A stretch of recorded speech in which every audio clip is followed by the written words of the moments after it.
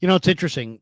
In a lot of ways, this looks so much like the Eagles from last year, right? Because look how bad the Niners looked at the end of this year. I mean, and they didn't even make the playoffs. They won 6 games. The Eagles at the end of last year made the playoffs, but they looked really bad. Tampa torched them.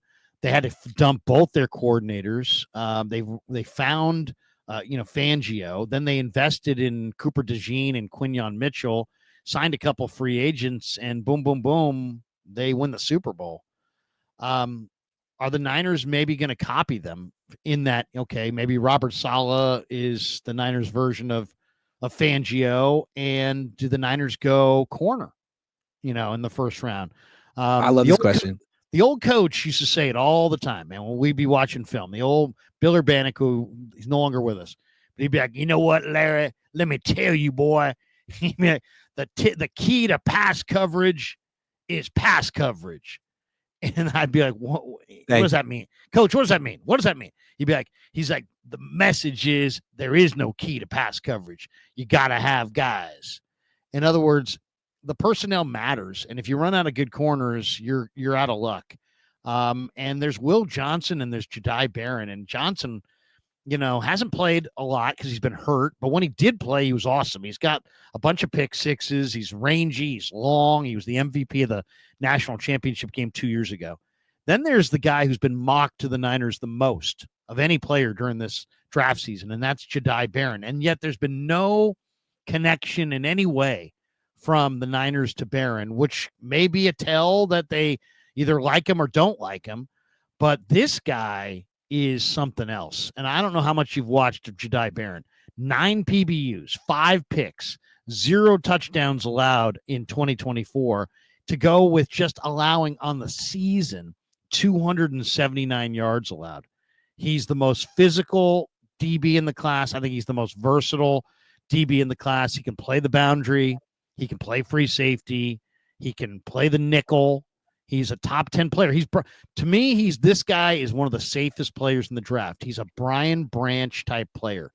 He's an awesome DB who you can play him basically anywhere you want to play him. Do you go with a DB at 11, or is the need so great that you can't? Because there is great depth at defensive tackle. So if you really feel like you need to have both, you might want to start with the corner just because the corner may not be there in the third round. Prize Picks is sponsoring the Cohn Zone this year. Prize Picks is the leader in daily fantasy and the best place to win cash while watching sports. And the best part about the app is it's really easy to use. To create a lineup, all you have to do is pick more or less on a few players' stats. I'm a Niners guy. So when I'm doing Prize Picks, I'm looking, the last couple of years, I'm looking at Deebo Samuel because I know Deebo Samuel better than Deebo Samuel knows Deebo Samuel. So if it's like drops, I'm taking more. Or if it's like punches thrown towards his long snapper on the sideline during the fourth quarter of a game, the 49ers will go on to win. I'm smashing more because I know the 49ers and I'm a Prize Picks guy. Now, maybe they didn't have those exact plays, but they have so many plays that'll make your head spin. And you can play Prize Picks in over 40 states, including California and Texas. Best part about it is the new user offer. Prize Picks will give you $50 when you play your first $5 lineup. So win or lose, you'll get $50 just for playing. That sounds like a win to me. Use promo code COHN, COHN, to claim your $50 today. Tell them Grant sent you. It's true. That's a good point. I wouldn't be surprised if they did it. It's just that they've had success drafting corners in round 5. Yeah. Lenore, DJ Reed. I mean, they don't need a starting corner. They need a number 3 corner for sure. But they could say, we could get that guy on day 3.